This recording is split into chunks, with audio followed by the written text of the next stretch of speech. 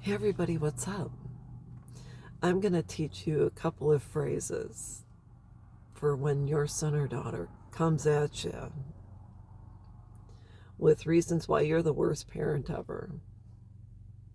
And I'm talking about raising your children, and maybe you were too lenient, or maybe you were a little more harsh, or maybe you had a short temper at one time or another, or maybe you yelled, or at times you screamed, or you discipline them, or maybe you didn't discipline enough.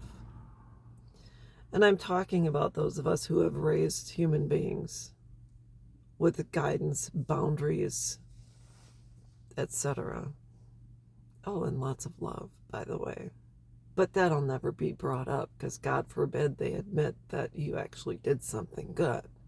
And so I'm going to teach you these phrases and you can practice them for the next time your son or daughter comes at you, whether it's through text or a call or on social media or whatever. So when my oldest daughter left and came back, I asked, well, why did you disconnect? She said, well, you yelled at us too much. And what I would have said was, so what? And then, is that the best you've got? Is are we really going there right now? And so if your son or daughter says, well, you called me a name, you can say, so what? And what's the next one? Let's get out the Ten Commandments or the definition of what a bad parent is. That's what you have to say is, so what? I yelled at you and you were grounded for a week and I'm waiting. Keep going. And if you say, if they say, did you XYZ, say that either yes I did, no I did not, or I really cannot remember. And those answers are going to suffice. If they say, Mom, did you yell? Yes, I yelled at you. And did you lose your temper? Yeah, and what else? If we're gonna make a stew and there's a melting pot of accusations, throw it in. Let's get to work. I'm hungry. Serve me up a platter. And so they're going to accuse you of 1 to 100,000 things. And they're going to remind you of everything you've ever felt guilty for. And if they ask you to apologize, you are going to say, no, I'm not going to apologize for being your parents. And that's it.